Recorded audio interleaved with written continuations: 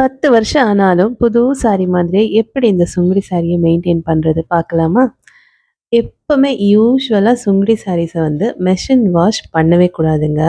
First salt வாட்டர்ல ஒரு 5 two 10 minutes ஊற வச்சுட்டு, அதுக்கப்புறம் எடுத்து மைல்டு வாஷ் தான் பண்ணணும். அந்த ரொம்ப ஸ்ட்ராங்கான டிட்டர்ஜென்ட், சோப் எதுவுமே யூஸ் பண்ணக்கூடாது.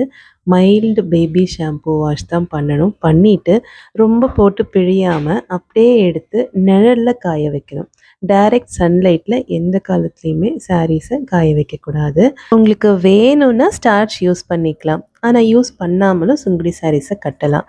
அயர்ன் பண்ணும்போது கண்டிப்பா மறக்காம இன்சைட் அவுட், அதாவது சாரியோட உள் பகுதிய வந்து அயர்ன் பண்ணணும். ஃபைனலா ஸ்டைலிங் டிப் அப்படின்னு பார்த்தீங்கன்னா, சுங்குடி சாரீஸ்க்கு வந்து ரொம்ப ஹெவி ஜுவல் யூஸ் பண்ணாம டெரகோட்டா ஜுவல், அதுக்கப்புறம் சில்வர் ஆக்சிடைஸ்டு ஜுவல் யூஸ் பண்ணீங்கன்னா, சிம்பிளா எலகன்ட்டா இருக்கும்.